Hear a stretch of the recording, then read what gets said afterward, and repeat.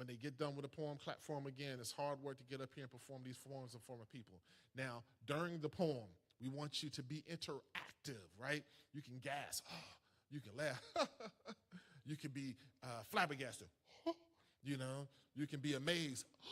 You can do all the things, okay? If you got a whole lot to do, don't do that. Nobody asked you to be a hype man. So, you know, nobody told you to be part of the performance, you know. But what you can do is you can snap. Okay.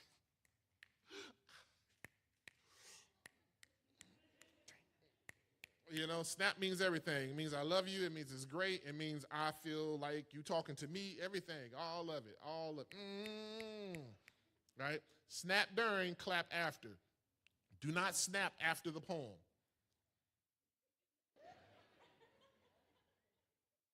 Love Jones was 1997, y'all. We got to move on. All right? We got to move on. Please don't do that. Don't. That's not what happens at the end of a poem. I don't know where you got that from. Forget it. That is not how we operate. All right, cool. So now, without further ado, what we're going to do, we have some amazing poets, man. They are the 2024 Bull City Slam team. They're going to each come up here and deliver a poem for you. They have been told to decide what order they are going in. And so as I see a person walking to the stage, I am going to know how to introduce that person. Y'all, please, please, please, please, please. We're so grateful to have you here. Rudy is here. He is celebrating a brand new book, the third book in his collection. How many people got the book? I seen a couple folks walk in with it. You know what I'm saying? They're going to be looking for some signatures. Just be prepared. Be prepared, Rudy. And if you haven't, you need to go order that immediately, all right? But I'm gonna say some more glowing things, about Rudy later. My goal is to make him blush or something. We'll see what happens. Without further ado, we're gonna bring our first poet to the stage, y'all. This poet, I see this poet.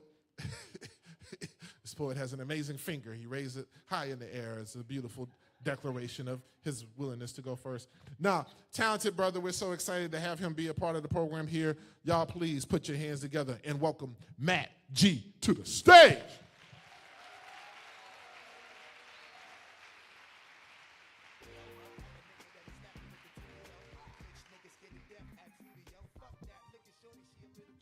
Let me see. Testing. Can everyone hear me okay? Okay.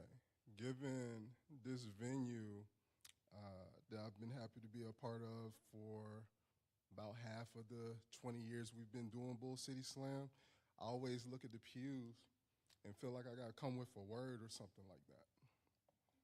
So, y'all mind if I preach at y'all for a little bit? Okay. Cool. These new prescription glasses, so that's what that is.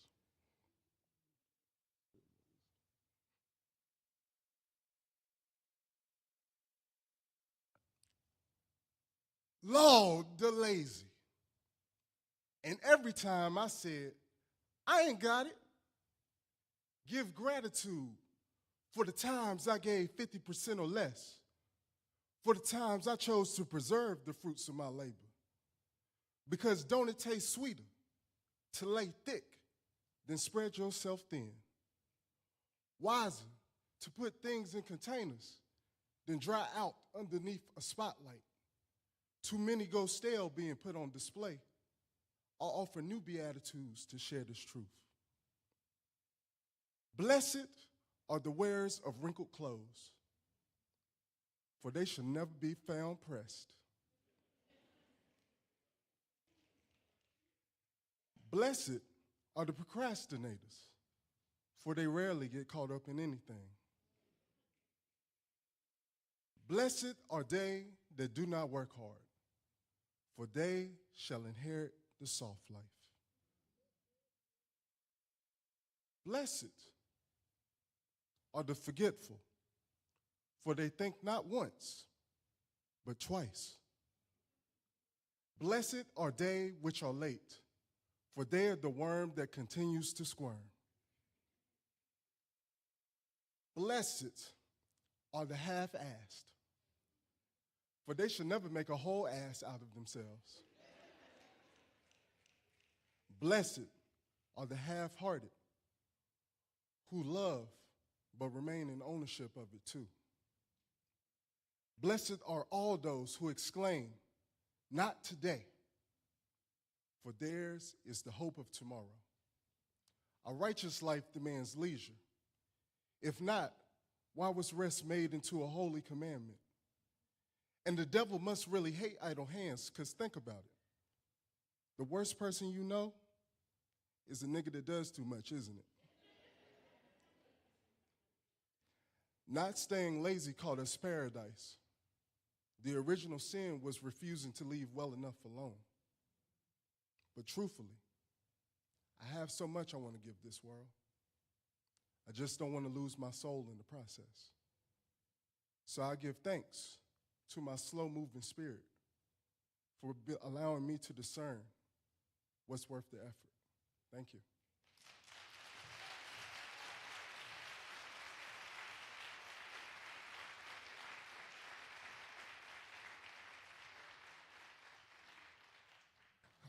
That brother gave you every last bit of pasta. You know what I'm saying? Gave you the delay and everything. Let me just get my glasses right. Glory be to God for sight. Glory be to God for sight. You know what I'm saying? Can I preach to you for a moment? And the church say amen. I swear, you're going to be a deacon soon. That's all right. All right, who's next? Got it. All right, our next poet comes to the stage. Y'all, please put your hands together for Lonnie.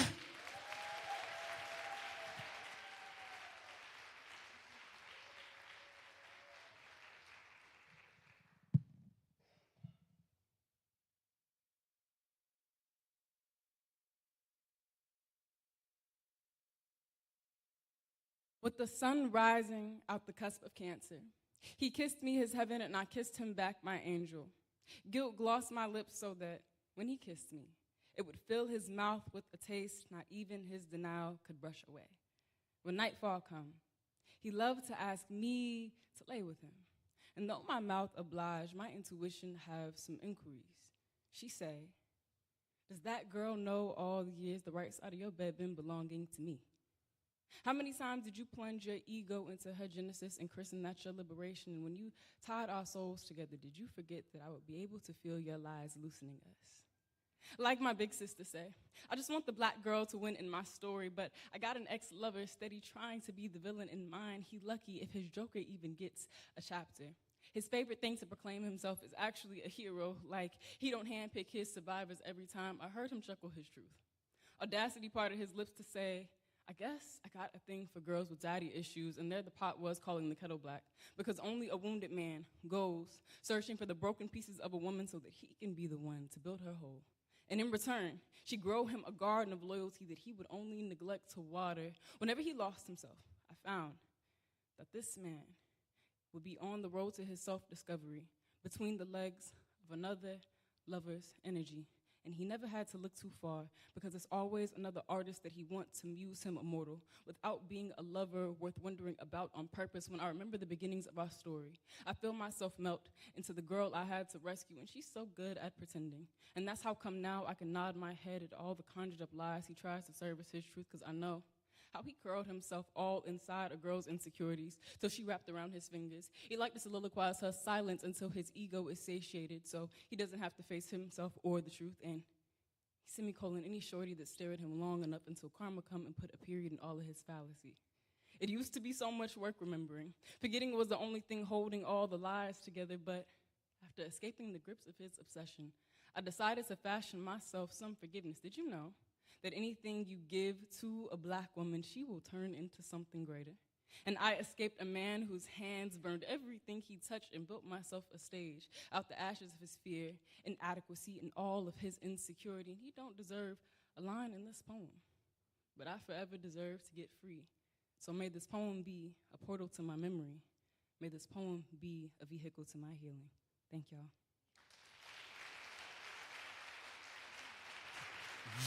Yeah. That's right.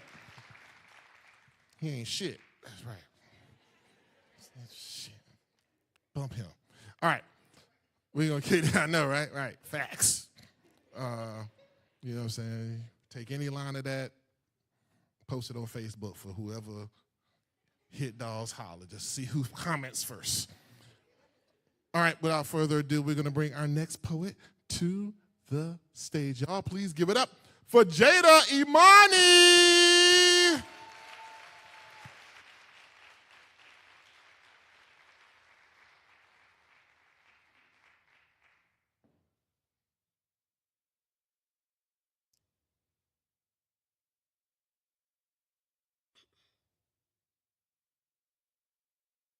At 27, there was a few things I knew about myself.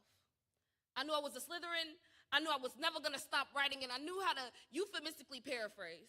See, I'd gotten real good at convincing people that the bullshit that I spoke was the truth, and I refused to call it something like sugarcoating.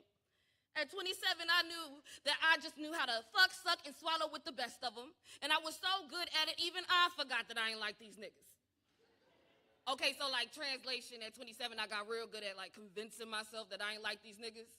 At 27, I knew that I could clear a fifth of vodka by myself in one night, but at 28, I had to learn how to walk again. Because at 27, some man-child decided that my leg too much resembled that of the woman who walked out of his life, so he decided to teach me the sound that the ACL and the MCL and the meniscus makes. When they all go pop goes the mental state. I convinced myself he wasn't trying to hurt me, that beyond all that misplaced rage, he just had his fist, asked the question. His tears got tired of showing up to ask, like, so do you love me, right? If you love me like you say you do, could you hold this hurt until she get back?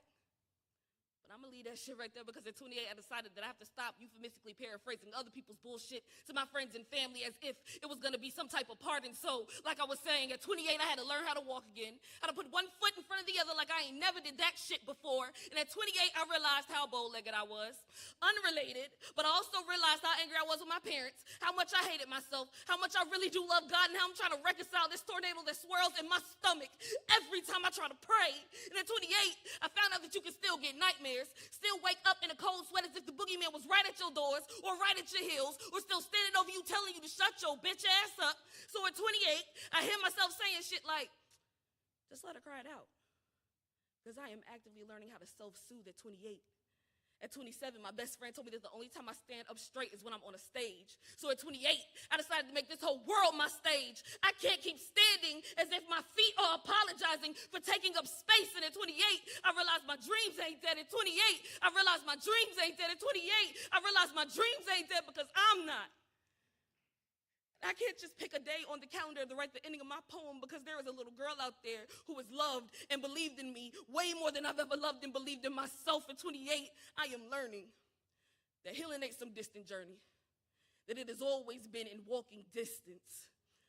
I just had to learn how to walk first.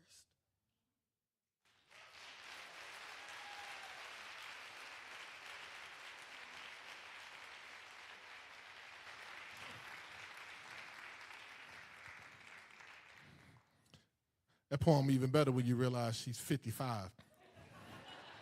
She is. She got Shamika Button disease. She's just, you know what I'm saying? She's trying to tell you, man. That poem's old as hell. She's in it was the 80s when she was 27. All right. Black, you know black don't crack? All right. Next up, coming to the stage, y'all please put your hands together for Tamia.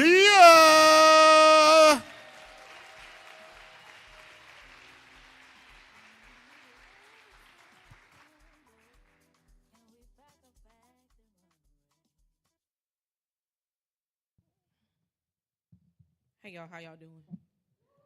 Good. I'm kind of stalling because I don't know what poem I'm finna do. That's why I asked y'all how y'all doing. I'm trying to figure out how I'm doing. Okay.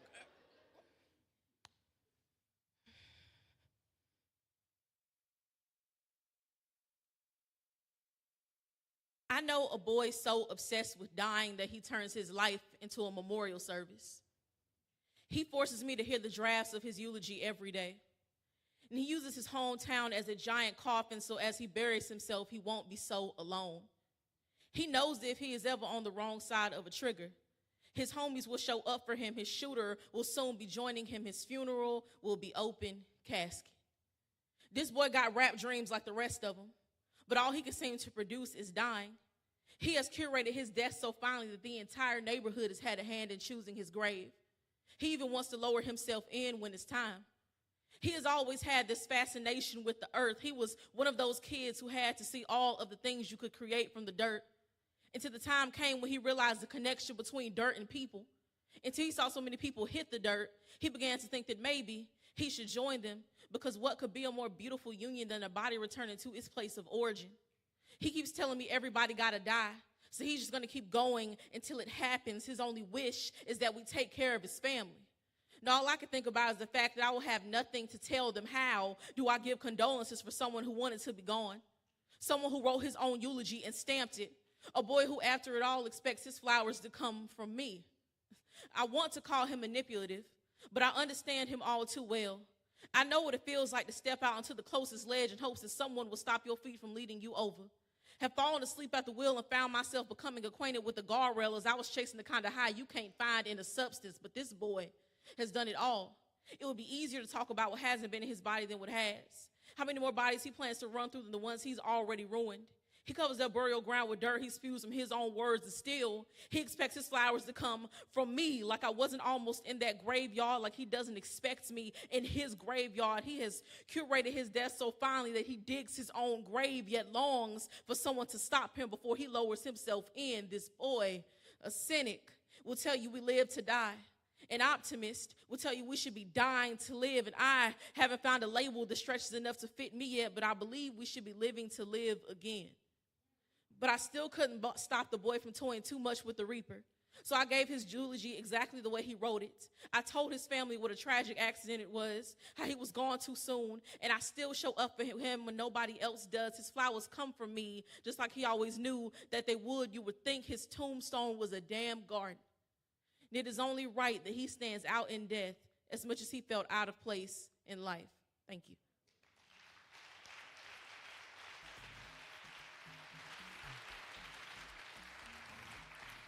That is Tamia.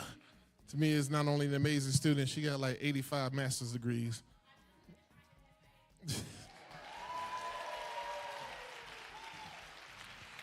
It's just, yeah, I know. It's a beautiful thing.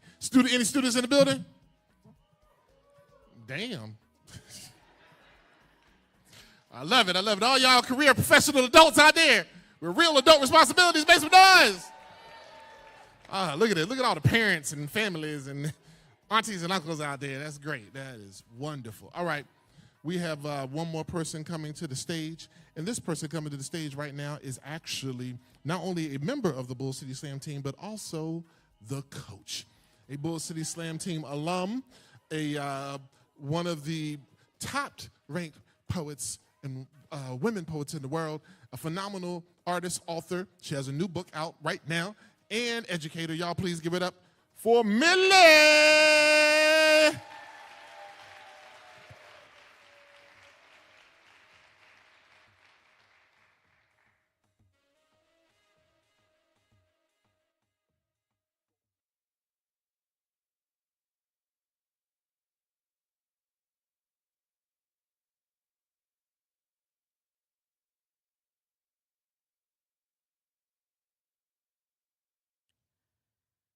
So when the next of us is found, pistol first, painted red by the brush of his own insides, I don't cry.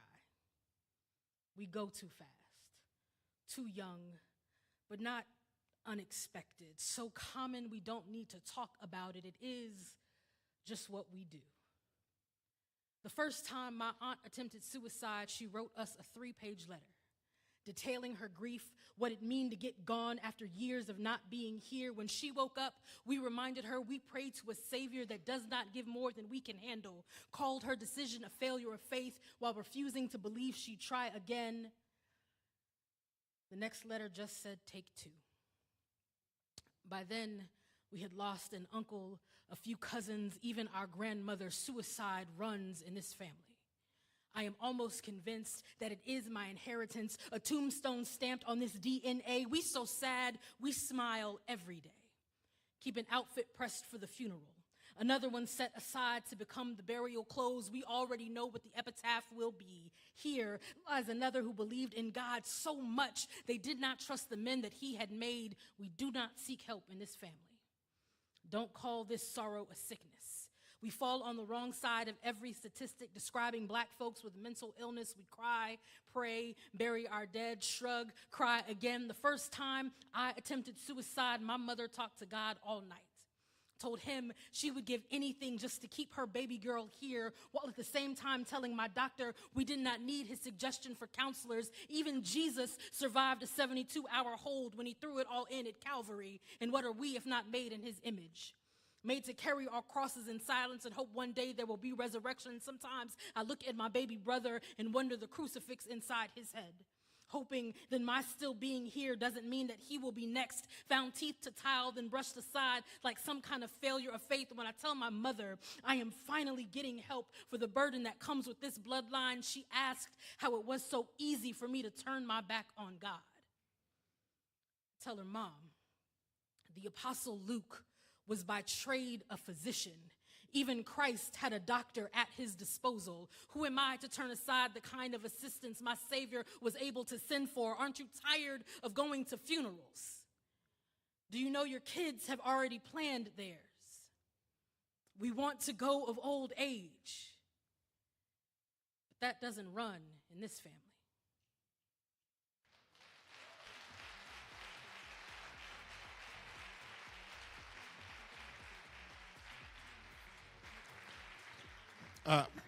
Millie is an amazing poet, man. Y'all, give it up for the Bull City Slam team. They're an amazing bunch of poets, and hopefully the next time you see them, they'll have a couple of group pieces, as well available for the people. We'll talk about that. Now, I do want to let you know there's two important pieces of information I want to let you know real quick. One is that our very first slam, the very first slam that we had here was a late night slam. There is a film festival that happens here. And I know, right? I don't know what Q thought was going on here, but I'm going to continue on my announcements. There's a film festival that happens here. Has been happening 30 years. After the last film on Saturday night, we created what was a late night slam. The doors open at 11:30. The slam starts at midnight. Here's the thing, though. You do have to be 21 to attend this slam because these poets are competing, but they're talking about grown things. So if you are not grown, you are not allowed to be here. But it is our annual event. It is also our anniversary event, and it happens this Saturday night, 11:30. We'll kick off at midnight. Please come by if you are grown enough to be in here. Tickets are available, bullcitypoetryslam.com. It is an amazing, amazing event. We've got some surprises in store. It's going to be an adventure. So if you can handle it, come through. If you the clutch the pearls type, I don't want you blaming me or Q. Come next month. March 15th, you can come through. And you can just hear some regular poems, all right? Some regular good old poems. Just don't come this Saturday unless you are fully prepared for the experience. All right, now that we got that out of the way, what we're going to do right now is we're going to take a 9-minute break. Now, a 9-minute break. At 8:15, we will bring our guest, our feature, our special presentation to the stage. It's going to be epic. There's dancers. There's theme music. It's going to be great. We've got interpretive dance where we spell out Rudy's name across the stage. It's going to be amazing. So see you in 9 minutes, please. Go to the bathroom, make a phone call, get a beverage, get an adult beverage, get a glass of wine. The show will be amazing if you do. All right? Thank you so much. We'll be back in just a moment.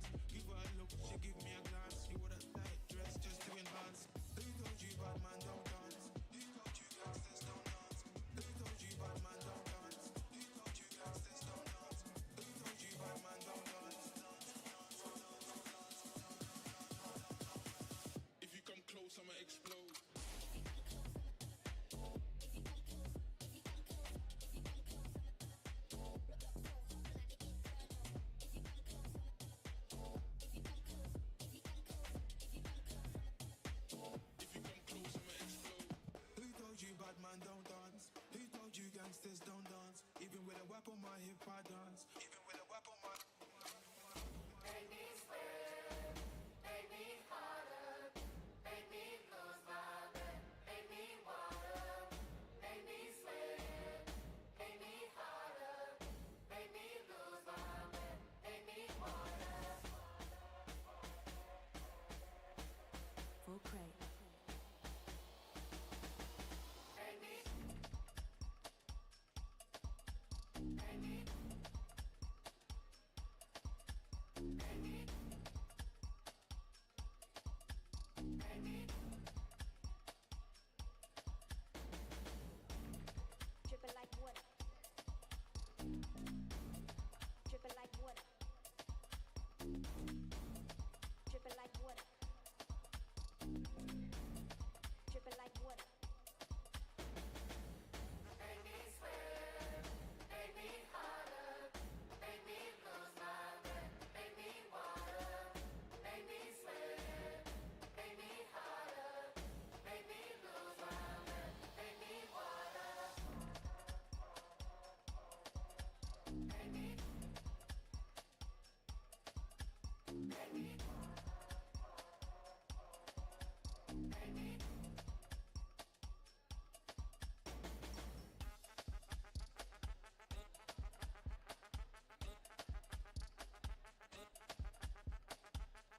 Take off the foo-foo, take off the cloud chase, cook off the Wi-Fi. Take off the uniform, take off the car loan, take off the flex and the white loss. Take off the weird ass jewelry, I'ma take it step and I'm taking off top off. Take off the fairy fish dreams and the microwave memes, it's a real world outside. Take off the foo-foo, take off the cloud chase, cook off the Wi-Fi. Take off the uniform, take off the car loan, take off the flex and the white loss. Take off the foo-foo, take off the cloud chase, cook off the Wi-Fi. Take off the uniform, take off the car loan, take off the flex and the white loss. Fuck is council culture, dog. Say what I want about you niggas. I'm like Oprah, dog. I teach you practice like I'm Jigga. Watch I own it, dog. Oh, you worry about a critic? That ain't protocol. Bitch, bitch, bitch, bitch. Take off the foo-foo, take off the cloud chase, cook off the Wi-Fi. Take off the uniform, take off the car loan, take off the flex and the white loss. Take off the foo-foo, take off the cloud chase, cook off the Wi-Fi. Take off the uniform, take off the car loan, take off the flex and the take off the foo-foo, take off the cloud chase, cook off the Wi-Fi. Take off the uniform, take off the car loan, take off the flex and the white loss. Take off the foo-foo, take off the cloud chase, cook off the Wi-Fi. Take off the uniform, take off the car loan, take off the flex and the white loss. Yo, listen, you hear that? Killers in the jungle. Killers in the jungle. Killers in the jungle. Yo, listen, you hear that? Killers in the jungle. Killers in the jungle. Killers in the jungle. Yo, listen, you hear that? Killers in the jungle. Killers in the jungle. Killers in the jungle. Yo, listen, you hear that? Killers in the jungle. Killers in the jungle. Killers in the jungle. Yo, listen, you hear that? Killers in the jungle. Killers in the jungle. Killers in the jungle. Yo, listen, you hear that? Killers in the jungle. Killers in the jungle. Full cray. You hear that? Killers in the jungle. Killers in the jungle. Killers in the jungle. Yo, listen, you hear that? Killers in the jungle. Killers in the jungle. Killers in the jungle. You hear that? Killers in the jungle.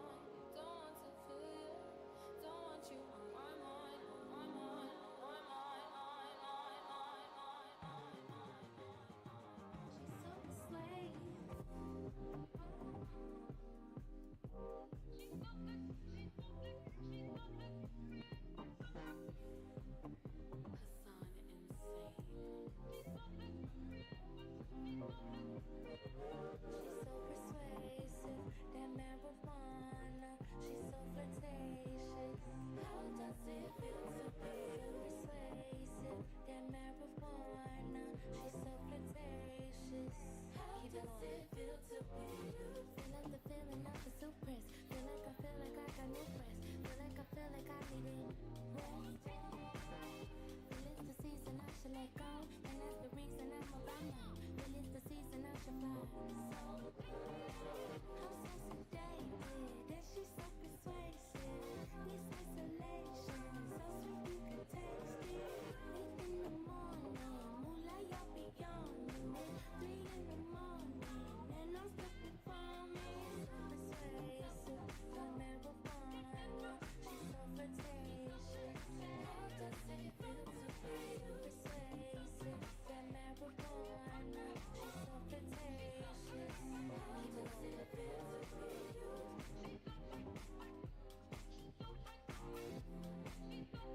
How does it feel to be?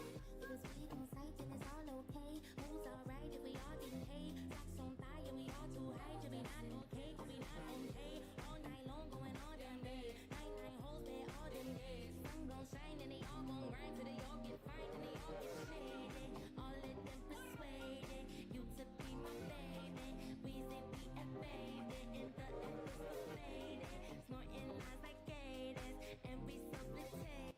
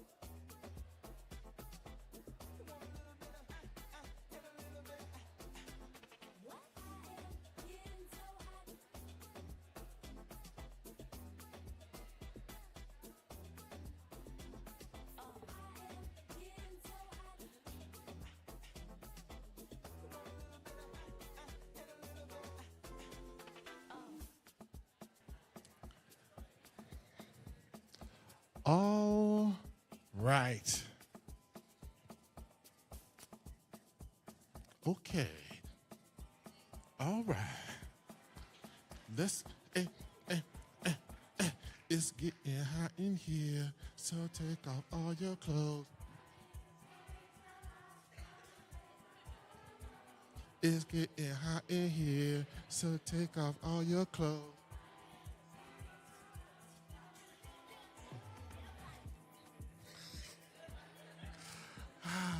I love y'all. I love y'all already. Y'all are amazing. All right. So once again, we're happy to welcome you here to the Hayti Heritage Center for this very special presentation. This is the Hayti's 50th. It is the Jambalaya Soul Slam's 20th anniversary. And we decided that we wanted to do something special and bring some fantastic poetry experiences here. And we're bringing some of our favorites, some poets that we call family, that we met through this beautiful thing called Poetry Slam, and have seen them go off to do great things. And this is the first installment, and I'm really excited about this. I know most of you are here either because you have I'll Fly Away, Helium, right? Y'all staring at me like y'all don't know what I'm talking about, right? Right? Excuse me while I kiss the sky, right? Or maybe you've seen one of the viral videos across YouTube, Button Poetry. Anybody? Maybe you saw the brother. I have been using, he doesn't know this, but I have been using this poem. We have the high school spoken word contest that we have been doing. Every school visit, I use the performance of the rifle from Jimmy Fallon in order to be able to kind of introduce this art form to students. We celebrate his ability to be featured on a show like that, to be featured on Verses and Flow, or, one of y'all got to pull him to the side to ask him about his experience on The Bachelorette. See, right? Maybe y'all didn't know that, but maybe now there's a little thing that's to ask about. You know what I'm saying? Let's find out exactly what went down behind the scenes. We got to find out about this. This is a Poetry Slam champion, a phenomenal person, human being out of San Diego, California, someone who has curated events, curated shows, has shared the stage with a number of notable artists. He has also become somewhat of an ambassador for the art form, and I'm happy to that because it couldn't happen to a better person. And you know what I'm saying? I got to give him a little credit. You know what I'm saying? He could hoop a little bit, just a little. He can hoop a little something, just a little something. You know what I'm saying? For a little short guy. But, you know what I'm saying? But without further ado, man, what I want to do, man, I want to make sure that we give. This is down south. He a Cali boy. This is down south. We got to make sure we show some real Southern hospitality because that's just what we do around here. And so I want to do what I want. There's a thing that I really want to do right now in order to welcome him to the South in a very special way. Q, I'm gonna need you to go hunting on the thing there. There is a very particular Negro anthem. This is a special Negro anthem. It was created not by Smokey Norville, but by the Crime and the Mob. And I need you to find that because we need to bring this brother. We need to get the energy right in here to bring this brother to the stage. Y'all didn't know this was a Negro spiritual. Charlemagne tried to tell y'all this on the Breakfast Club. I don't know if y'all did y'all homework, but this is a Negro spiritual. And if you have no idea what's about to happen, y'all, this is. You can go back and tell folks that you had a cultural excursion,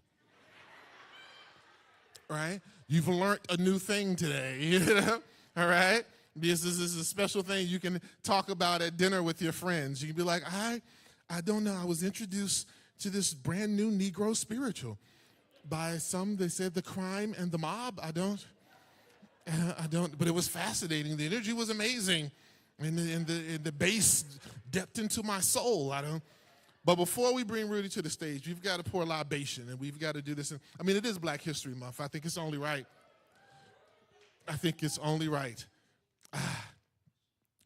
Mr. Quentin Talley, when you're ready.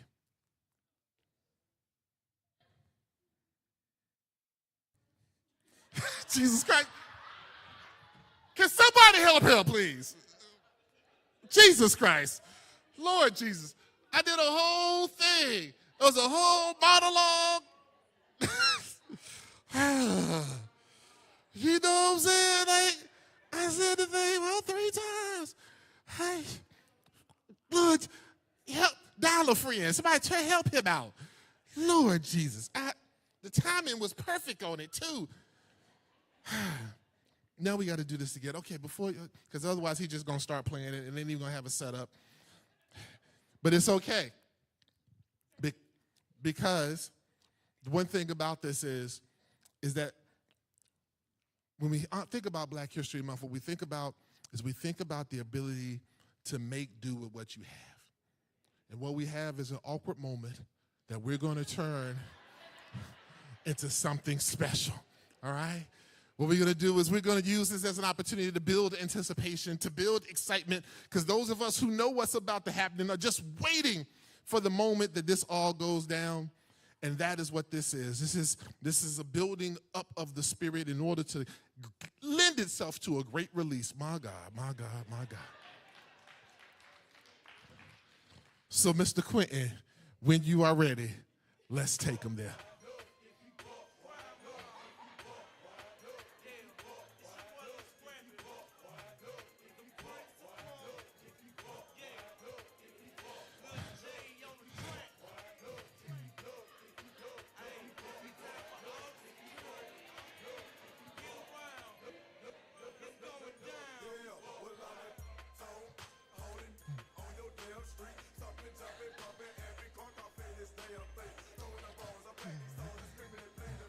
I know.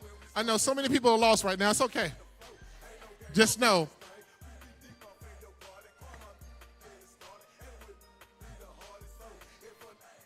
All right. After this, we can go. After this, we move on. We got to get this right here. We got, hup, hup, hup. That's all we needed right there. That's all we needed right there. I knew everybody was on the same accord. I knew it. We just needed to get right there, and the energy is exactly where it needs to be in here.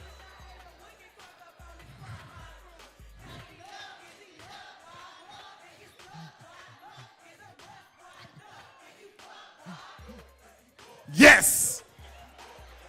I think we are ready. Thank you, Mr. Quentin Talley, sir. And we are so happy to welcome you to Durham, North Carolina. Y'all please give it up for the one, the only, Mr. Rudy Francisco.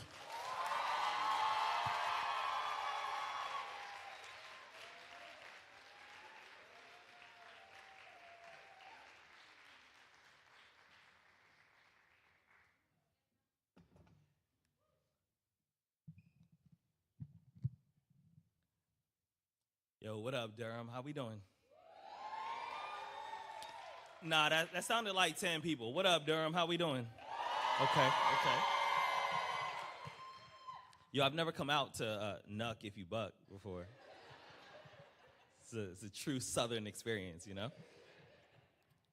So I'm gonna do some poems, right? Throughout these poems, if you like what you hear, you can let me know, right? Like if I say a line that you really like, you could do something like, you could snap your fingers. Let's try it together. We can snap our fingers, right? You could also respond vocally. You could say, ooh, let's try it together. Ooh. You could say what? You could say, let's go. You could also throw in an amen, you know, hallelujah, Jesus, take the wheel. You know what I mean? If you're Jamaican, you do that gunshot noise. You know what I mean? Yeah, right. So somebody had did it the other day. I was like, oh, that's not it, right? Like that's a white woman with dreadlocks. I was like, oh my God, Sarah. Your parents are very disappointed. All right, so his first poem is a short poem, so when it's over, don't be weird. Can we agree on that? All right, it's called A Few Things I Strongly Believe. If you believe in these things, you can nod your head, you can snap your fingers. If you don't believe in these things, you can not do anything, I suppose. A few things I strongly believe. I believe that sour apple flavored anything is delicious. Okay, that wasn't everybody. I believe that orange juice tastes better with pulp. Still not everybody. Okay. I believe that Cinnabon is made by angels. I like Arizona iced tea, right? But I also believe that 24 ounces of anything for $1 might actually be poison. I believe that masculinity is a wet fish that most men are just trying to hold on to. And smiling before a fight is the quickest way to make your opponent nervous. I believe that music is easier to digest than medicine. I believe that a good song can turn any room into a church. I believe that Whitney Houston's voice is all the proof I need to know God exists. Thank you. It's over. You can clap. There you go. There you go. There you go. There you go. Awesome. But before I say anything else, so shout out to 50 years of the Hayti being here. Let's clap it up for that. Shout out to 20 years for the Bull City Slam. That's huge, right? Like, they're easily top 5 oldest slam venues in the country, right? So that's not a small feat to be in existence for 20 years. So I just want to say thank you for providing a space for people to come here and share their stories, because like spaces like this save people's lives, right? So I want to say thank you for having me today. I'm gonna do some more poems. This next poem. So like, I got a friend, his name is Richard. He hates poetry, but he supports me, all right? So one time he was like, Rudy, I gotta tell you something. I say, what's up? And he goes, you know what? I don't understand any of your poems. I was like, bro, you've been watching me for 4 years. He goes, I know. I was like, oh shit, okay. So Richard, he's like my brutally honest friend. Like, everybody needs one. You don't need two. Two is too many. But like, he was like, every time I come out to your shows and I see you do poems, he's like, I've known you since the 10th grade and I never see the Rudy that I know. And I was like, say more, right? And he goes, you get up here and all your poems are how you want to like save the world, and that's cool, right? But he was like, you get up there and you act like you never struggle with anything. And I was like, damn, bro, it's Wednesday, you know? I was born on July 27th. That makes me a Leo. I don't know what that means. I'm 5'6.5". I weigh 175 pounds. I don't know how to swim, and I'm a sucker for a girl with a nice smile and clean sneakers. I'm still learning how to whisper. I'm often loud in places where I should be quiet. I'm often quiet in places where I should be loud. I was born feet first, and I've been backwards ever since. I like ginger ale a lot. I've been told that I give really bad hugs. People say that it feels like I'm trying to escape. Sometimes it's because I get really nervous every time someone gets close enough to hear me breathe. I have this odd fascination with things like sandcastles, ice sculptures. I assume it's because I usually find myself dedicating time to things that will only last a few moments. I guess that's also why I tend to fall in love with women who will never love me back. I know it sounds crazy, but it's actually much easier than it seems. To be honest, I think it's safer that way. Relationships, they often remind me that I'm not afraid of heights or falling, but I'm scared of what's going to happen the moment that my body hits the ground. I'm clumsy. Yesterday, I tripped over my self-esteem. I landed on my pride, and it shattered like an iPhone with a broken face. Now, I can't even tell who's trying to give me a compliment. I've never been in the military, but I have this Purple Heart. I got it from beating myself up over things I can't fix. I know this sounds weird, but sometimes I wonder what my bed sheets say about me when I'm not around. I wonder what the curtains would do if they found out about all the things I've done behind their backs. I've got a hamper that's overflowing with really, really loud mistakes and a graveyard in my closet. I'm afraid that if I let you see my skeletons, you'll grind my bones into powder and get high on my fault lines. Hi, my name is Rudy. I enjoy frozen yogurt, people watching, and laughing for absolutely no reason at all. But I don't allow myself to cry as often as I need to. I have solar power confidence. I have a battery-operated smile. My hobbies include editing my life story, hiding behind metaphors, and trying to convince my shadow that I'm someone worth following. You see, I don't know much, but I do know this. I know that heaven is full of music. I know that God listens to my heartbeat on his iPod. Reminds him that we still got work to do. Thank you.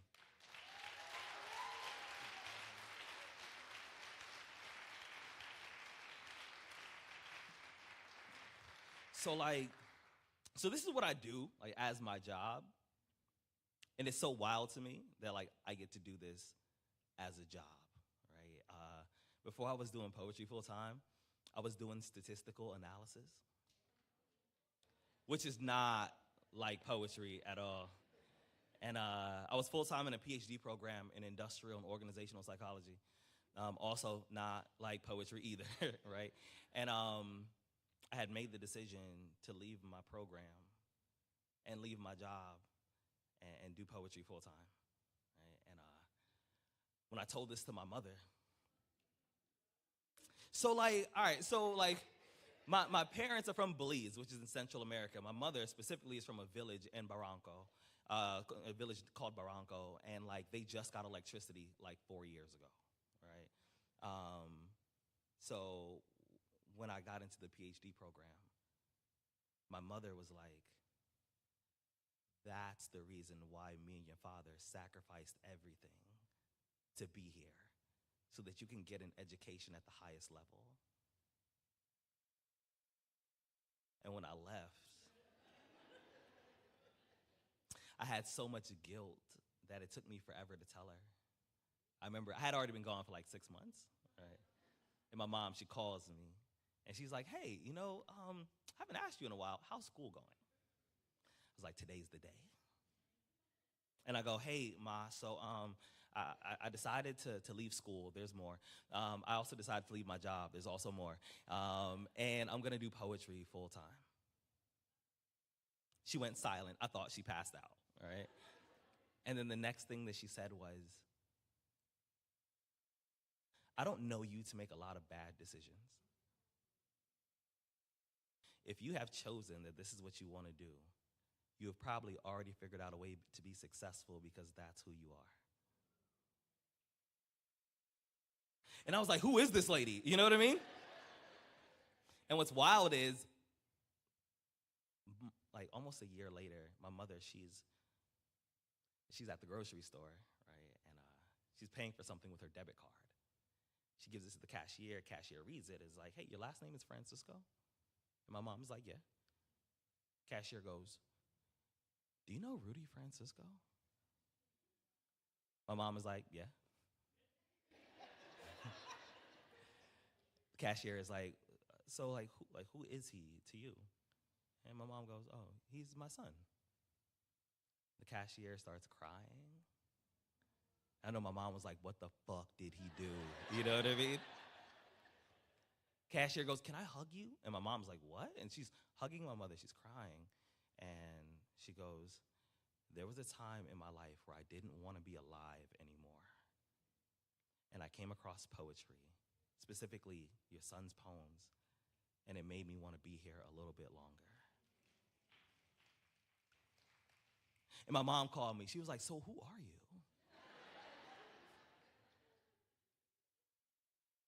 Like I said, there aren't a lot of people who do this, right? And when I first was talking about how I want to do this full time, so many people tried to talk me out of it.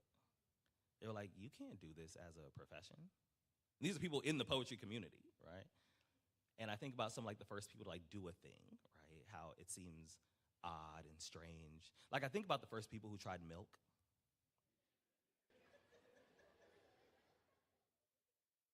Imagine we don't do that yet, right? You'd be like, yo, call the authorities, right? Or like eggs. Eggs is crazy when you think about it, right? Like we crack those open, we're like breakfast, you know? And it's like that was gonna be a chicken, you know? And when they were building the railroad system, I was reading this article about the responses to the railroad system. Because at the time, people would get from one side of the country to the next in covered wagon, right? It would take them 6 to 8 months. They would get like dysentery, cholera. You've played Oregon Trail, right? And then when they were building the railroad system, they were like, you're gonna be able to get from one side of the country to the next in a matter of days.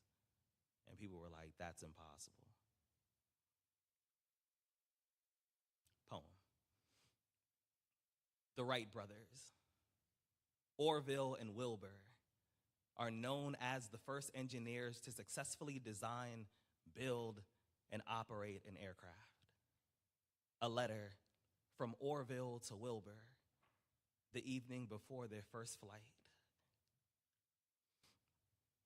Dear brother, last week I overheard a joke. Somebody said, what do you call two men who think they can fly? A funeral. The whole town has become an ocean of pointed fingers. People that I once considered friends are now just a tidal wave of unsolicited advice. They are trying to rinse the color out of our dreams. Yesterday, a lady from church pulled me aside and said, if God wanted us in the sky, he would have given us wings. And I replied, isn't that what imagination is? The ability to go somewhere that others can only think of. Brother, some people who have never tried to run a mile will tell you that a marathon is too far.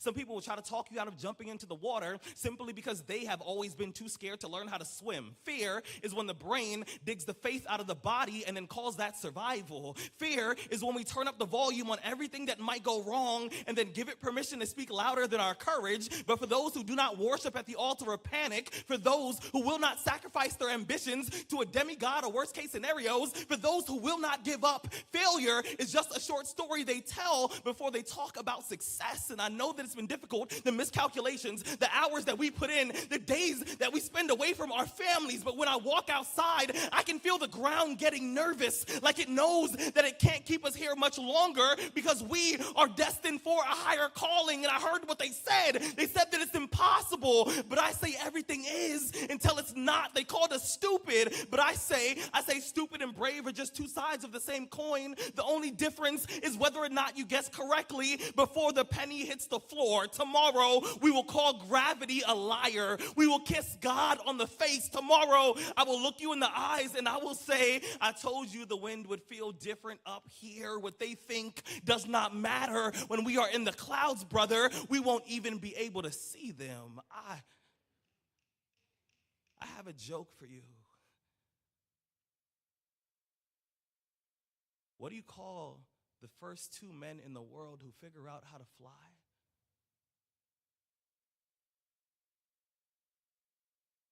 Legends. Get it? Thank you.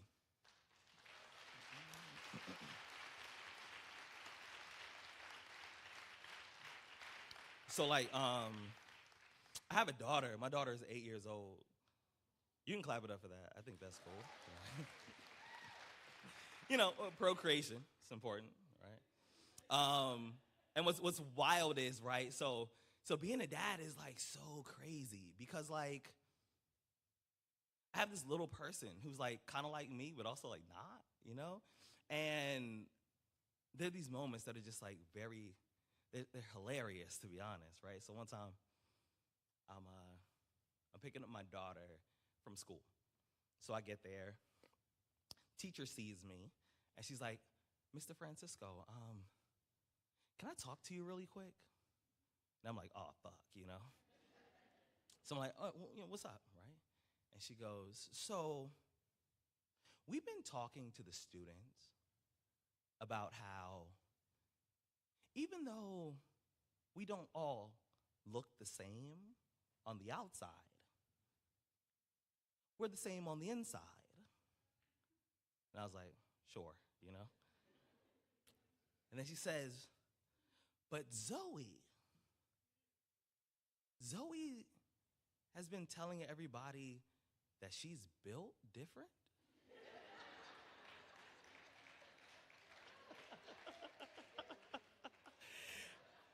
And I go, oh, that's crazy. I don't know where she got that from. That's wild. And she's like, well, we asked her where she got it from. And I was like, oh, fuck, So this is what happened. So one day, I'm playing basketball with my nephew. We're in the driveway, right? Zoe is watching. My nephew, he's 6'4". I don't like it.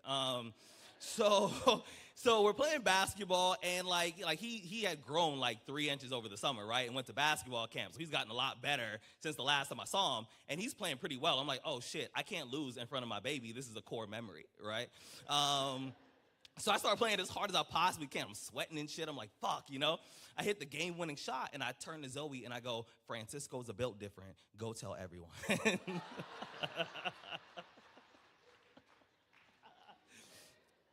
I didn't know she was going to take it into the world the way that she did. But what's also wild is that like me and my dad, we didn't have a good relationship growing up. We went like 5 years where we didn't say a single word to each other. And he's getting older, I'm getting older. So I try to be there for him, right? And my middle name is Kayam. And one day I'd ask my mom, I was like, yo, Mom, like, where did that come from? Because it's not like a Belizean name or anything like that. I was like, Kayam, like, where did y'all get that from? And she was like, you know what? I don't know. I was like, what? She was like, your dad was adamant about that being your middle name. So I was like, oh, okay. So one day me and my dad were pulling weeds in his garden, and I asked him, I'm like, hey, my middle name is Kayam. Mom said that you picked it. Where did that come from? And he says, I named you after my favorite poet. And then he went back to pulling weeds. And I was like, I'm sorry, what? And he goes, yeah, when I was in undergrad, I had to read this poem by this guy named Omar Khayyam. I was like, Khayyam sounds like a cool name. Maybe someday when I have a son, I'll give him the name and maybe he'll become a writer. And then he went back to pulling weeds. And I was like, hey, you know I write poems, right? And with all honesty, he turns to me, he goes, damn, that's crazy. Bro, what? This is my origin story, you know what I mean? Like, I've been thinking a lot about the men in my family. They're very interesting characters. And I had the opportunity to perform this poem on the Jimmy Fallon show as well. So I'm gonna do it for y'all. If y'all ready for the poem, say let's go. And the article says, the Mexican government confiscates approximately 30,000 illegal firearms per year. When the guns are taken, they get dismantled, and the metal is used to make other types of weapons that will later be utilized by their military.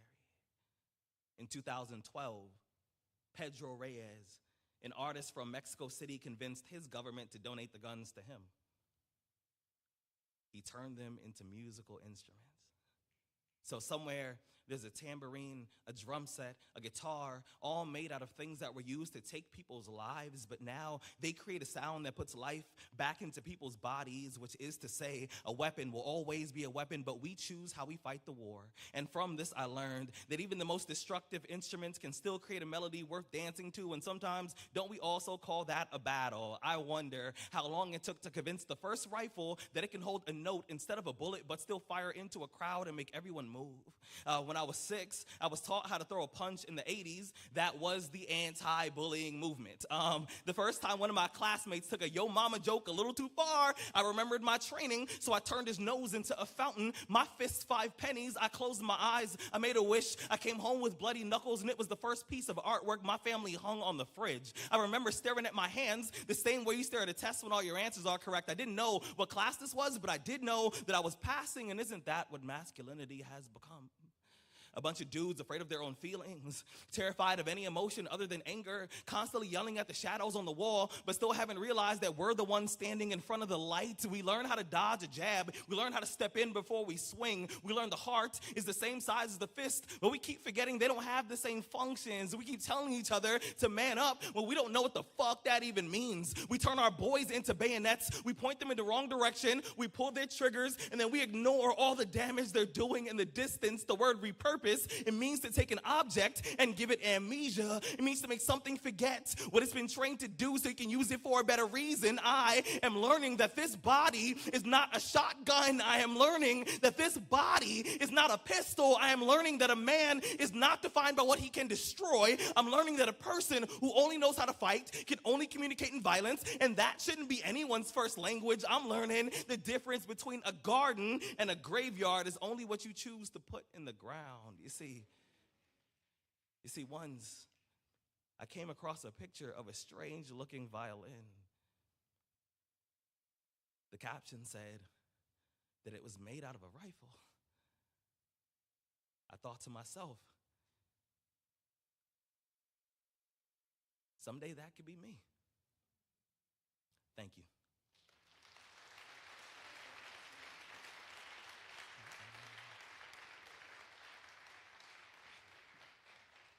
Also, another Zoe story.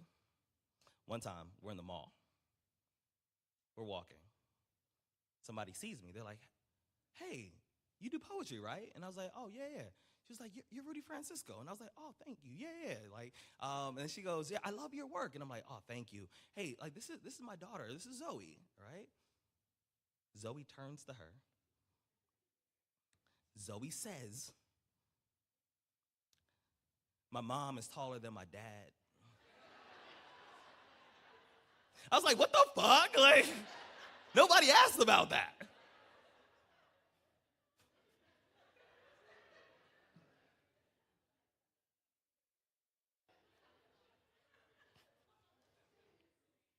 Phone. So one day I'm doing the dishes. A plate slips out of my hand, hits the floor. My daughter hears the noise, comes to the rescue. I tell her that I'm fine. We then pick up the pieces. But instead of putting it all in the trash, we buy gold flakes. We pour it into the super glue, and then we use the mixture to reunite the plate with its other parts. When it's all done, I hold it up, and I'm like, "Hey, so what do you think?" She says, "It's not perfect. It's a little weird. But I'm glad we kept it." I grew up somewhere between my mother's black eye and the bruises on my sister's arm. Somewhere between Sunday morning cartoons and fistfights in the hallway.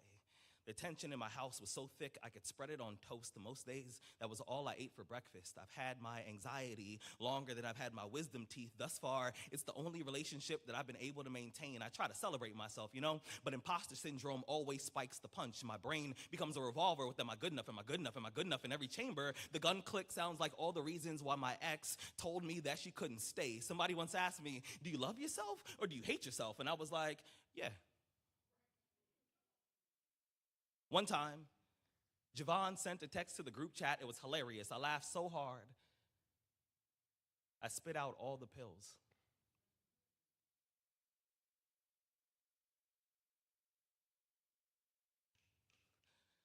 Ten months later, I'm holding my daughter for the first time.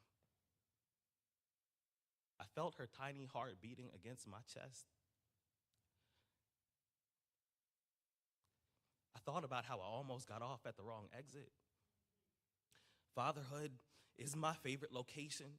I thank God that I didn't run out of gas before I got here. I was hanging on by a thread. I decided to let go, but blessed be the soft landing. Blessed be the mulligan, the do-over. Blessed be the second chance that still shows up even when you didn't think you deserved the first one. Kintsugi is a Japanese art form where broken pottery is put back together using liquid gold. The idea is that being broken is not the end of a lifespan. It's the beginning of a new journey. And I'm finally starting to realize that a hurdle is not a finish line, that a setback is not a white flag. My plate may not be pretty, but it's the only one that I got. So when it breaks, I put it back together, and every crack is a beauty mark. It's living proof that everything that has tried to kill me has failed. I asked, what do I tell the God of death? And the universe said, not today, said not today, said not today. And sometimes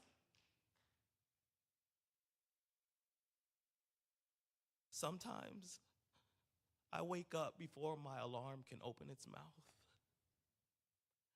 I lay there and I think about my life,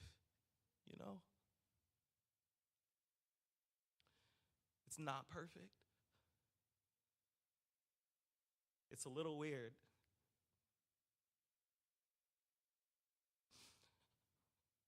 But I'm glad we kept it. Thank you.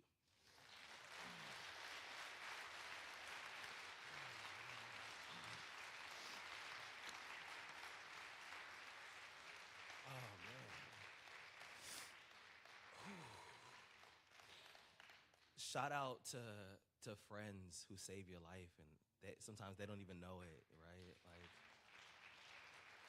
I know sometimes, like, we send our friends messages like, "Hey, like, just thinking about you, just checking in on you," or we send memes, right? And we think of these things as like small acts, but you just never know how much sometimes someone just needs to laugh for a little bit. Because if you have enough good minutes, you can have a good hour, If you have enough good hours, you can have some good days. You have enough good days, you can have a good year. Enough good years, you can have a good life, And I think about how happiness isn't this, like, continuous thing, right? And sometimes we do need the people around us to lift us a little bit, Shout out to good friends. Whew, okay. Shit, I told myself I wasn't gonna cry today, but fuck it, here we are. Does anybody have a copy of Excuse Me as I Kiss the Sky with them? Can I borrow that real quick? What's your name? Cherie? Shout out to Cherie. Can I borrow your book real quick? If you don't mind. Yeah. Clap it up for Cherie.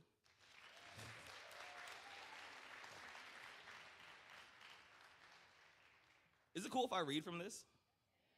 Okay, I mean, I was gonna do it regardless, right? But sometimes I'm a middle child. Sometimes I need like the reinforcement, you know? How many middle children do we have in the building? Okay, man, God bless you. How many oldest do we have in the building?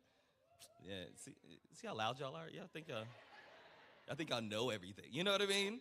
But being the oldest is wild. It's like being the oldest is like, it's like when you show up to a party too early, right? Like nothing is ready, and now you gotta help. You know? How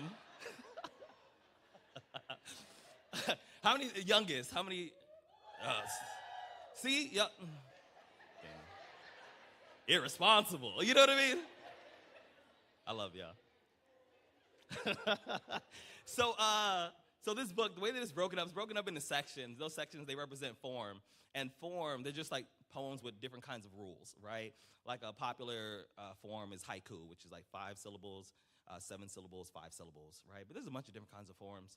And so I was having a conversation with like a friend of mine who's an academic poet, right? And he was like, you know what, people, they don't really like poetry no more. And I was like, who's gonna tell them, you know? I was like, they don't like what you do, but, you know.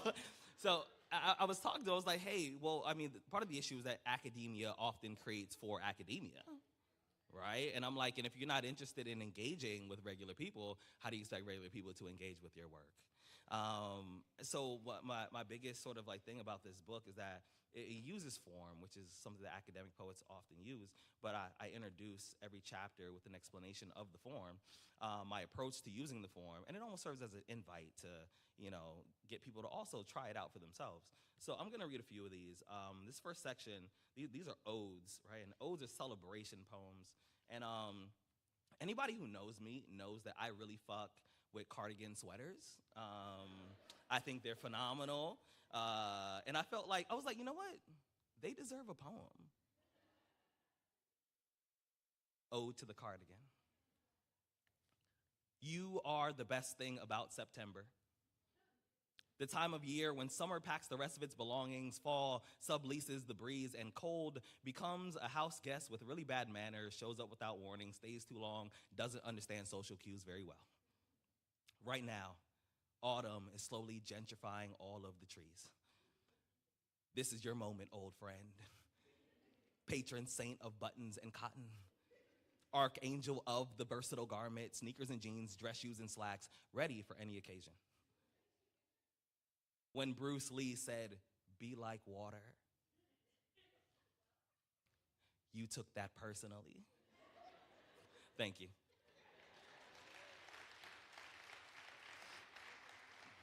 So, like, I got my first bottle of cologne when I was 10 years old, right? And I put on way too much of it. I was like, I'm gonna kill him today, right? So I show up and I sit next to my crush. Her name was Veronica. I sit next to Veronica, and then she turns to me and she goes, "You smell like my dad." I was like, that's not the vibe I was going for today. Ode to Old Spice cologne. I was only 10 years old, but I must have smelled like I worked all day. Like a whole shift with no breaks.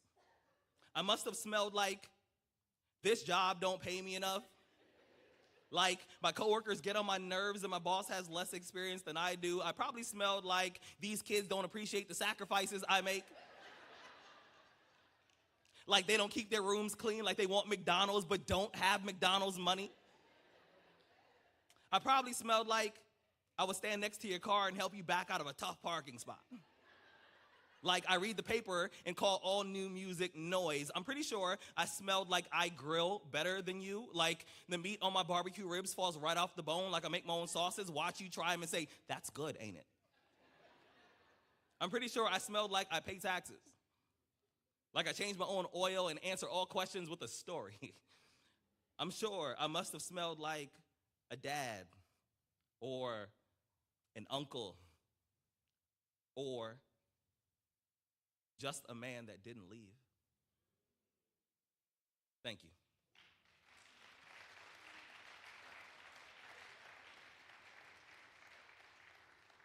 So this thing's called a contrapuntal, right? And a contrapuntal, it's there's a partition in the middle of the page, right? Poem on the left side reads as a poem. Poem on the right side also reads as a poem. And then when you read across, it reads as a third poem, right? And I was like, ooh, I could do that, right?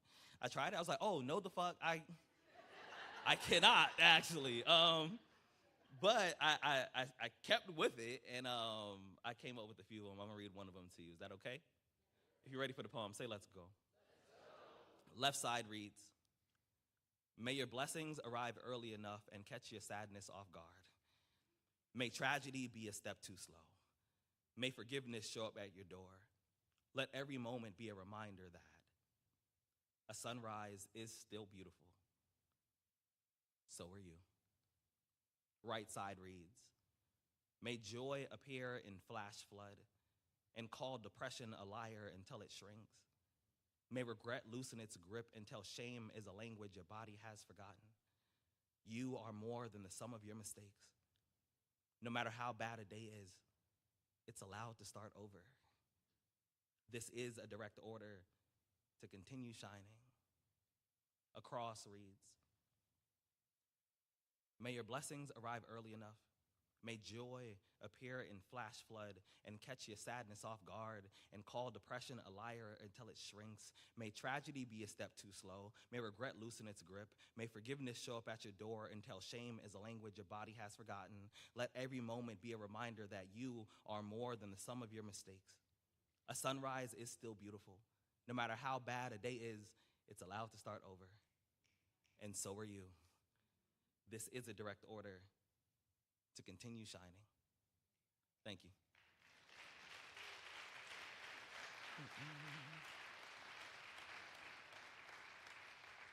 So like my friends, they're in like two different categories of people, right? Like some of my friends think I'm famous for real. And some of my friends be like, oh yeah, my boy Rudy, he just be doing his little poems and shit, right? So like my friends who think I'm like famous for real, right? Like one of my boys, like when the whole like Chris Rock, Will Smith thing happened, one of my boys, he hit me up. He was like, yo, you should like check on them.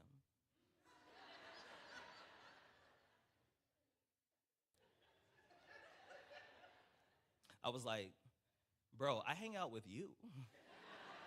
Hey, you think I hang out with you and Will Smith? That's weird, all right? But the same friend, he had called me one day and I was still in bed. He was like, yo, why are you still in bed? It's 2 p.m. And I was like, bro, it's a lot going on, right? And he asked me, he was like, yo, why are you still in bed, right? And response, oh, why are you still in bed?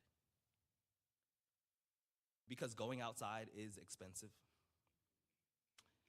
Because I spoke to people yesterday and I can't do that 2 days in a row. Because I'm tired of living through historical events. Because unprecedented times are starting to feel normal. Because this morning I made a list of all my top priorities.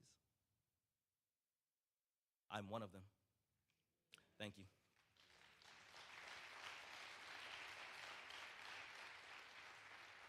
All right, I'm gonna read like two more from this, and I'm gonna jump back into like doing memorized poems. I think I have. Am I good on time? Well, gotcha. Okay. I mean, I was asking the organizers, but I appreciate y'all. You know what I mean? All right. So this one is called A Series of Gentle Reminders. I originally wrote this for me, and then decided to put it in the book. But here we go. A series of gentle reminders. Delete the phone number.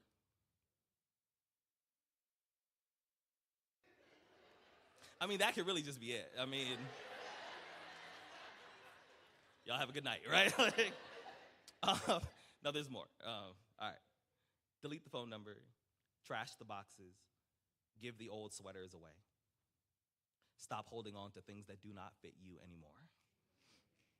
Forgive them. They didn't apologize and you're still mad, but what I do know is this. A closed fist can punch through a wall, but you can't fix the hole until you open your hands. The past is one of the few things more stubborn than we are. It will not change, and it doesn't care if you have a better idea of how the story should have ended. Healing begins when we stop trying to run backwards on the escalator and embrace whatever will keep us moving forward. It's hard being alive, but it looks so good on you. Someone is happy that you exist. So many things have tried to break you. None of them turned in their assignments. I think that's a good enough reason to celebrate. I heard that it only takes one person to be a parade. Tell people you love them while they can still hear you, because death doesn't call before it comes over. Time will agree to play freeze tag, but will follow none of the rules. Hey, try not to be so hard on yourself. We don't know how long we'll be on this planet or what we're supposed to do while we're here. We're all just crashing into each other and trying to fall in love with the collision. Thank you.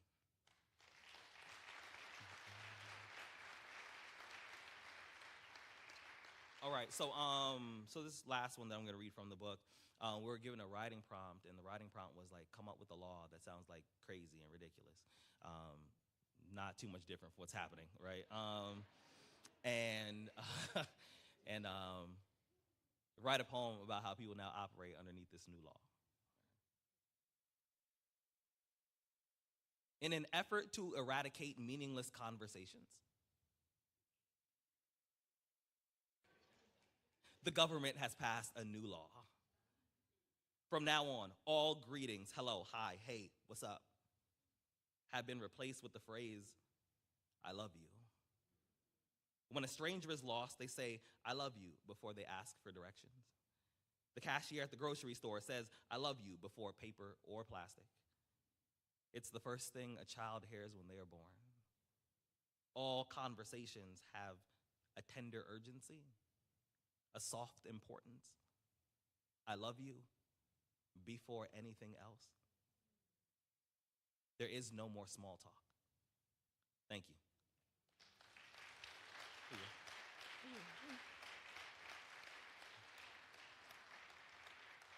Yo, thank you so much. All right, so I got like 3 more poems. Is that good? Okay, bet. All right. So somebody had requested that I do the love poem. All right, so, okay, all right, but real quick. I wrote that poem when I was like 22, right? And when you're 22, like it's okay to be nervous about the barista, right? But then like when you turn 30, you know, it's like, and then when you turn 40, call the authorities, right? So one time, I'm doing the poem, right? And somebody recorded it and they put it on TikTok, and then somebody in the comments was like, yo, isn't he a little old to be nervous about the Starbucks girl? And I was like, bro, I wrote that when I was 22, right? And now I'm fighting for my life in the comments. So like if you post it, just put like circa 2000, you know what I mean? Help me is what I'm saying. Here we go. Also, how many of y'all are in love? Okay. Some of y'all hesitated, but that's not my business. So one time I'm doing a Valentine's Day show, right? And I'm like, yo, how many of y'all are in love? Raise your hands, right? And then there's like this couple, they're at a table, and the guy's hand goes up. And her hand didn't, right? And sometimes like when things like catch me off guard, like I react. And I was like, oh shit, you know? He was like, what? And then she was like, oh, I was like, man, fuck, you know?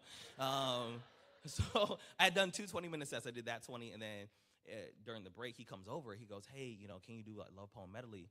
You know, because that would mean a lot for me and my girl. Like, we were really bonded over that. I think that would really make our night, right? And I was like, bro, anything for you. We're a family now, you know what I mean? Like, we all we got, for real. Poem.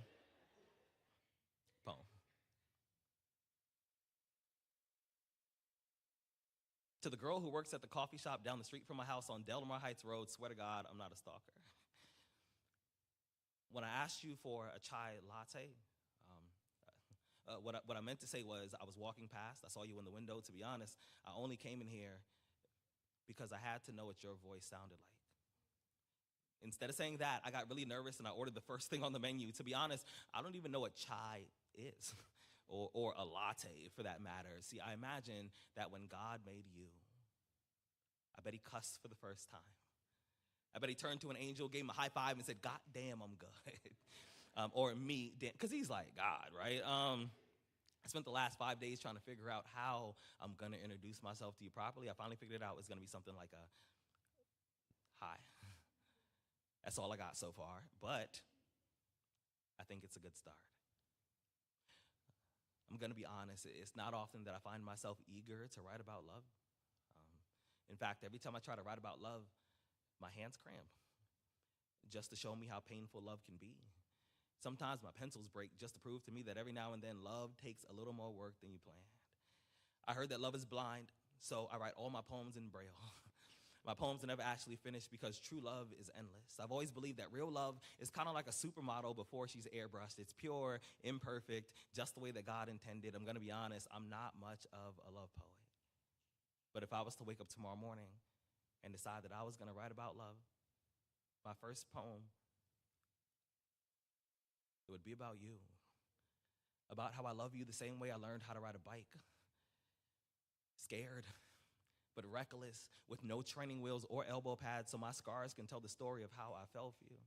I'm going to be honest, I'm not much of a love poet, but if I was, I'd write about how I see your face in every cloud and your reflection in every window. You see, I'm not much of a love poet, but if I was, I'd write about how you have the audacity to be beautiful, even on days when everything around you is ugly. I'd write about your eyelashes and how they are like violin strings that play symphonies every time you blink. If I was a love poet, I'd write about how I melt in front of you like an ice sculpture every time I hear the vibration in your voice, and whenever I see your name on the caller ID, my heart, it plays hopscotch inside of my chest. It climbs onto my ribs like monkey bars, and I feel like a child all over again. I know it's going to sound weird, but sometimes I pray that God somehow turns you back into one of my ribs just so I would never have to spend an entire day without you.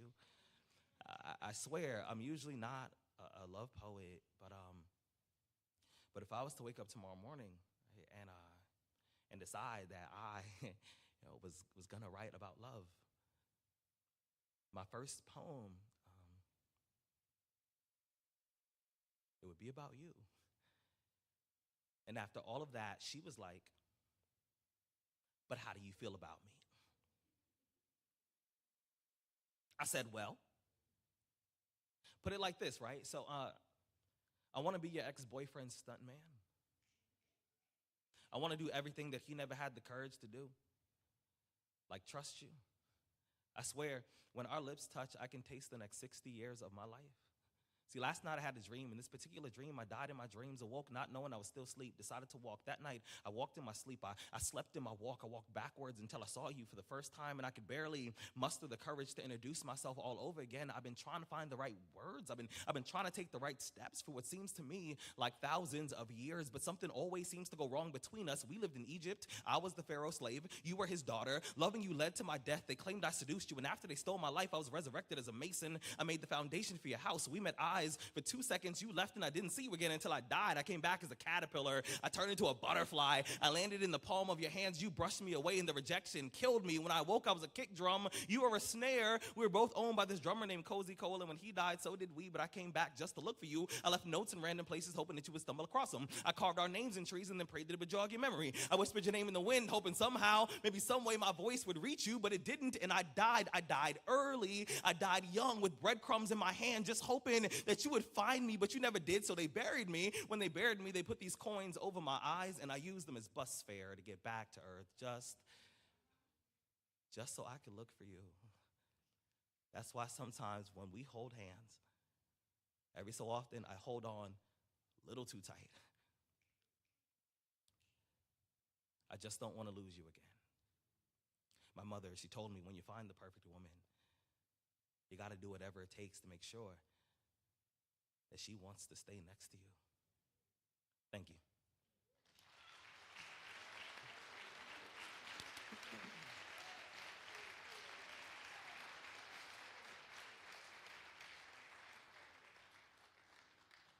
Status update, that shit didn't work out at all. But like, she's doing bad, you know. I'm playing, she's fine. But I'm glad that y'all were on my side, all right? I think that's important. So like every now and then my friends, like they'll hit me up, they're like, I have an idea for you, right? And one time my boy, he hits me, he's like, idea. I'm like, okay, what's up? And he goes, I want you to write a poem in the form of a transmission from the future. And I was like, maybe. Poem. It is the year 2036. And yes, J-Lo still looks amazing. Morgan Freeman still looks like Morgan Freeman. Lil Wayne is 53. He still drinks lean. 20% of the population is related to Nick Cannon.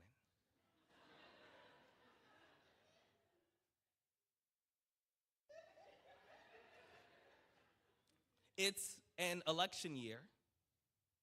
Beyonce is the Democratic presidential nominee. Her campaign slogan is, to the left, to the left.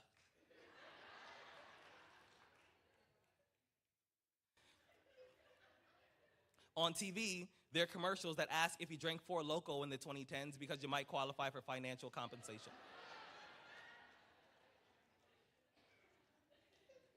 Candy corn is illegal.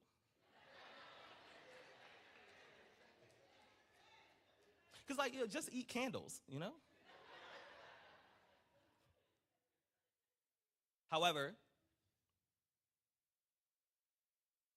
you can still buy guns at Walmart. We had a mass shooting last week, and it wasn't even on the news. We still write poems about racism. Most of the police force has been replaced with drones. Unarmed black people are still being killed. Now, they call it a mechanical error. So there's this thing, right? It's called volcano surfing. It's a sport in which an individual rides down an active volcano at speeds up to 50 miles per hour using nothing but a wooden board. When I first heard about this activity, I thought to myself, it must be nice to feel so safe you have to invent new ways to put yourself in danger. When the body feels like it may be swallowing its last breath, the adrenal glands release hormones into the blood, the skin becomes a cocktail of sweat and fear, the heart gets claustrophobic, the lungs become newlyweds holding hands in a crashing airplane. This is called an adrenaline rush. I was about 18 when I started driving. I was about 18 the first time I was pulled over. The officer spilled his lights all over my rearview mirror. He splashed out of his car with his hand already on his weapon. He looked at me the way a tsunami looks at a beach house, and I could tell that he's the kind of man who brings a gun to a food fight. He called me son, and I thought to myself, that's an interesting way of pronouncing boy. He asked me for my license, registration, wants to know what I'm doing in this neighborhood, if the car is stolen, if I have any drugs. And most days, y'all, I know how to grab my voice by the handle. I know how to swing it like a hammer, but instead, I picked it up like a shard of glass, scared of what might happen if I didn't hold on to it carefully, because I know that this much melanin, that uniform, is a plot line to a film that can easily end with a chalk outline baptism, me trying to make a body bag look stylish for the camera, and becoming the newest coat in a closet full of RIP hashtags. Once a friend asked me why there weren't more black people in the X Games, and I said, you don't get it. Being black is one of the most extreme sports in America. We don't need to invent new ways of risking our lives because the old ones have been working for decades. Jim Crow may have left the nest, but our streets are still covered in its feathers. Being black in America is knowing that you're not safe in a hoodie, a t-shirt, a tuxedo. Being black in America is knowing that you're not safe in a pool, in a church, in a classroom. Hell, I don't need to go volcano surfing. I have an adrenaline rush every time an officer drives past without pulling me over. And I realized that I'm gonna make it home safe. This time. Epilogue. So she asked me to kill the spider. Instead, I get the most peaceful weapons I can find. I take a cup and a napkin, I catch the spider, I put it outside, and I allow it to walk away. She says, why? I tell her, if I'm ever caught in the wrong place at the wrong time, just being alive hope I'm given the same kind of mercy. Thank you.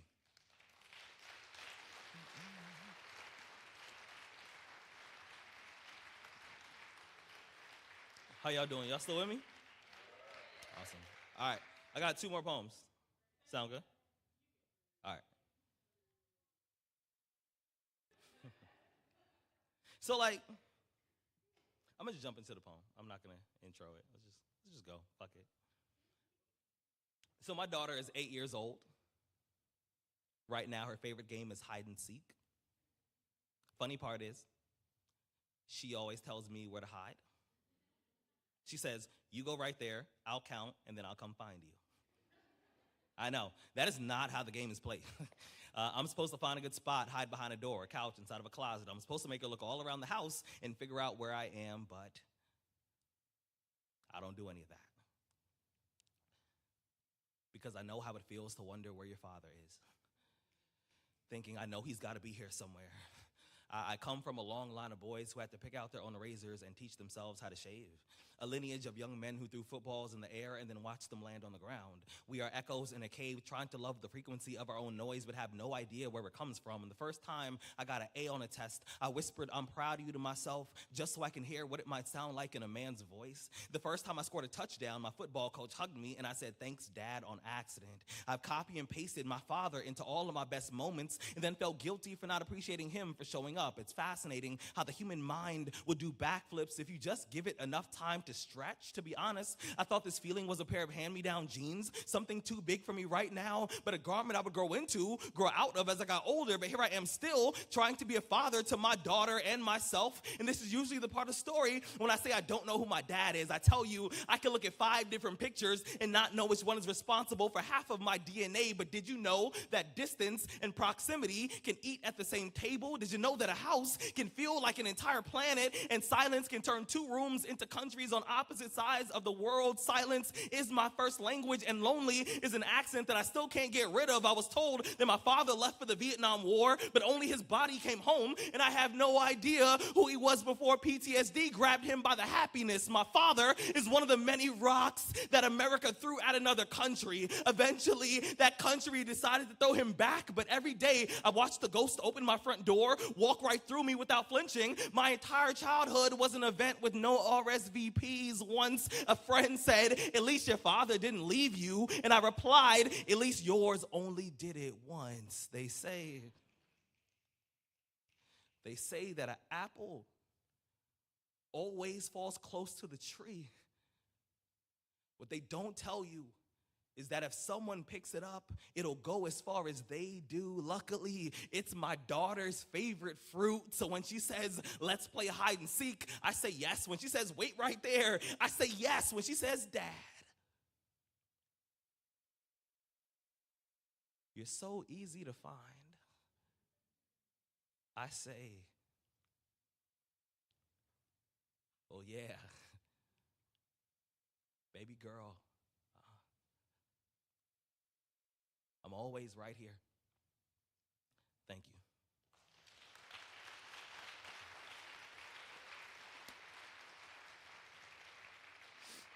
So once again, huge shout out to Desan, to Q, to Wendy. You know, thank y'all so much for having me and inviting me to be here. Let's clap it up for them.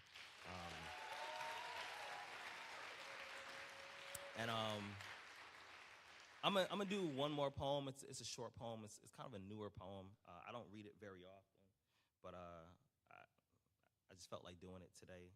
Is that okay? Can I do that? All right. So after my set is over, if y'all have books with you that you brought and you want me to sign them, I could definitely sign your books. If you want to take a picture, we can take a picture. If you want to do awkward hugs, you know what I mean? Sure. You know. So last poem.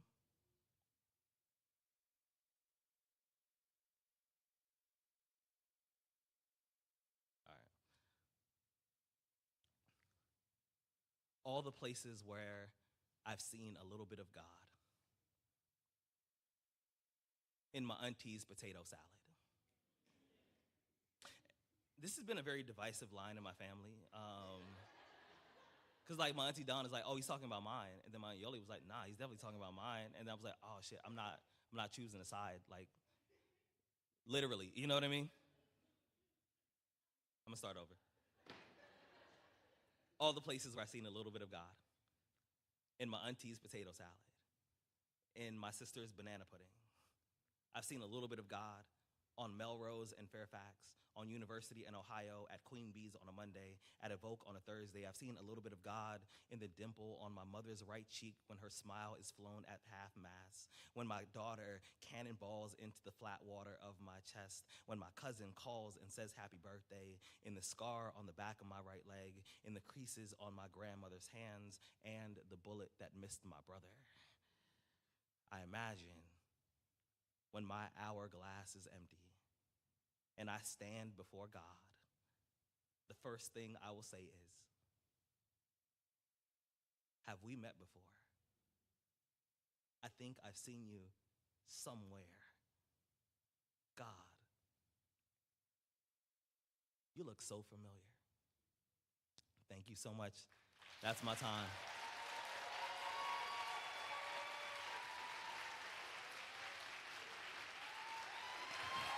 Come on now, y'all can do better than that. Come on now, Southern Hospitality. Y'all go ahead and get to your feet. That is a beautiful set. Y'all show this brother the love that he deserves. Yes. That is for Rudy Francisco. I do have some quick announcements before I let you go. Once again, if you want your book signed, awkward hug, or just to give him a high five and let him know you appreciate him being here, you can do that. What I have to let you know is the art on the walls out in the Linda Merrick Moore Gallery is by the African American Quilting Circle, and they have a special event coming up on the third Friday, which is Friday, February 21st. Third Friday, there's an art walk all across town. You can come back over here and find more about the quilters. That is a long-standing tradition. Yes, upheld by black women. Y'all please come over, find out about that. There's so much history to learn. Rudy, we brought Rudy here tonight. April 15th will be the next edition of our collaboration between the Jambalaya Soul Slam and the Hayti Heritage Center celebrating our anniversaries. We're going to do an event called Piano and a Poet, and we're looking to have Sean Payton, who's an amazing jazz artist, and Mahogany Brown. Yeah. So it's a celebration, I'm trying to tell you. And also right now, because it is Haiti's 50th, we're having a campaign, which is donate to Haiti, $50 for the 50th. If you go to their website, hayti.org, you can find out more about that. Don't forget, if you've grown, you can come hang out with us on Saturday night. If you don't feel like you've grown enough, come hang out with us March 15th, all right? And be on the lookout, Bull City Poetry Slam, to find out. Our March writing workshop will be taught by Ashley Lumpkin, who you heard earlier. That's March 10th, 6:30 to 8:30 p.m., free. You can find the link on our website. And so stay tuned for more as we continue to celebrate this legacy, this rich heritage, and the arts. Thank you so much for coming out. God bless you. Good night.